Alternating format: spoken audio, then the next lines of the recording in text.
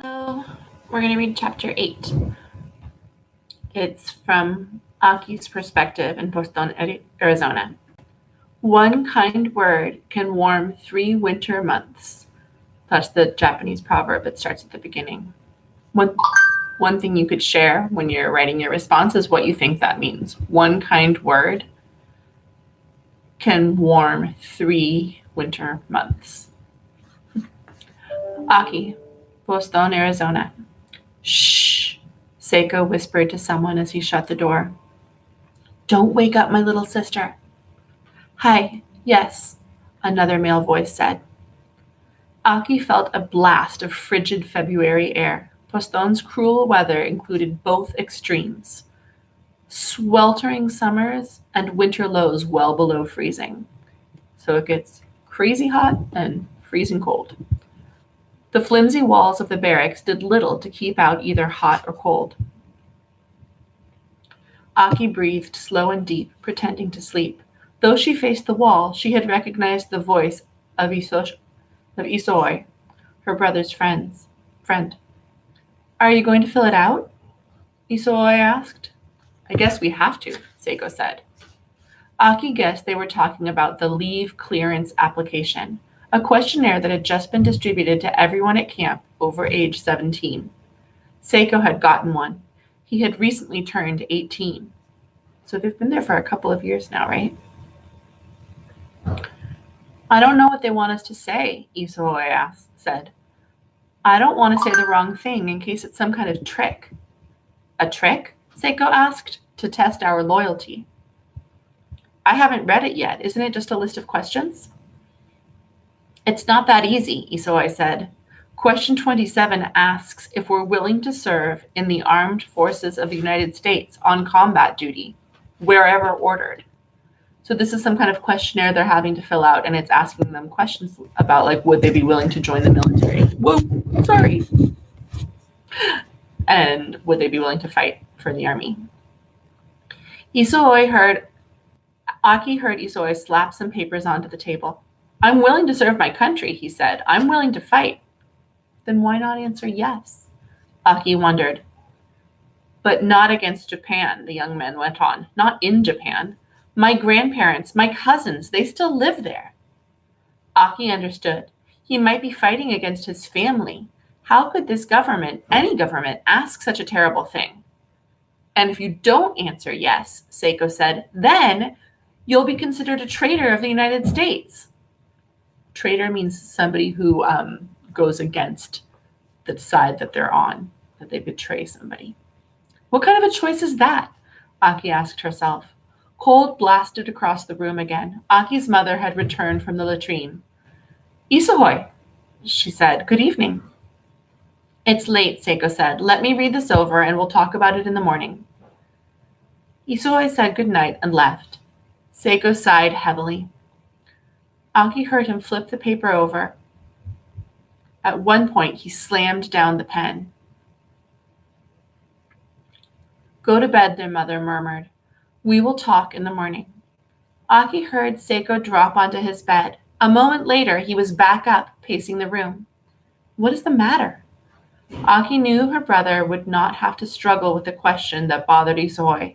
Seiko could not serve in the military. He had suffered from polio as a child and walked with a significant limp.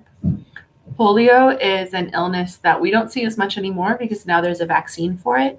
But there was a period of time where lots of people suffered from polio and it left people with permanent injuries. This is wrong, Seiko said to his mother. I am an American. How dare they ask me that? Shh, your sister. What is the problem? Question 28. Seiko's voice was an angry whisper. It says, will you swear unqualified allegiance to the United States of America and faithfully defend the United States from any or all attacks by foreign or domestic forces, and forswear any form of allegiance or obedience to the Japanese emperor or any other foreign government, power, or organization? Seiko took a long breath. What nerve! I'm imprisoned in this camp, being denied my rights as a U.S. citizen, and at the same time, I'm being asked to deny my loyalty to any other group. Are we still U.S. citizens? Aki realized she didn't know. What am I supposed to do? Seiko asked. Aki felt sorry for her brother and torn in two herself. No longer fully American, yet not Japanese either. Not quite a prisoner, and not quite free.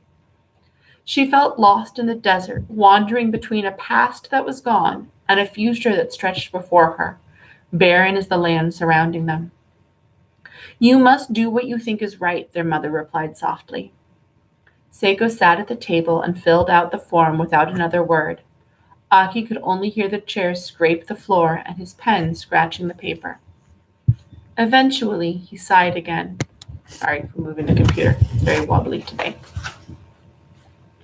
Put down the pen and returned to bed.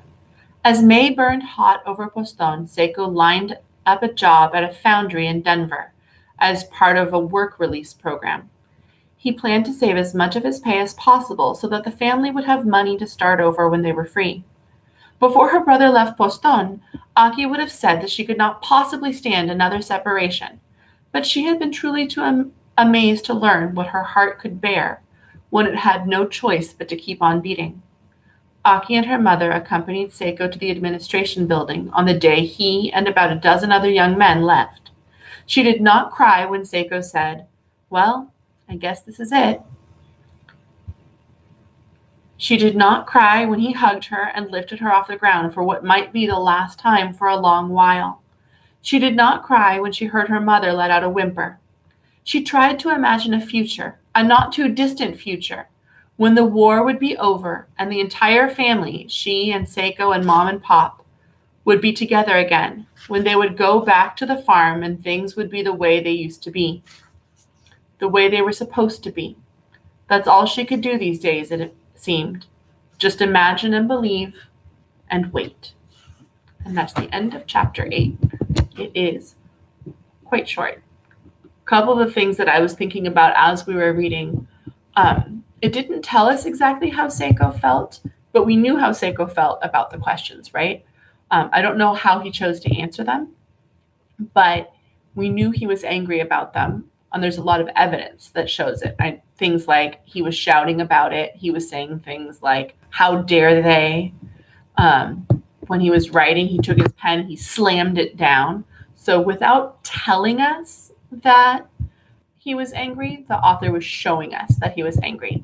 I know you guys are reading a lot of other books right now at home. As you're reading, look for ways that you know how somebody is feeling without being told directly, like what evidence you have. We'll find ways to share those thoughts later on. Okay, go ahead and go to the spreadsheet in Google Classroom, click on chapter 8 and fill in your questions or comments.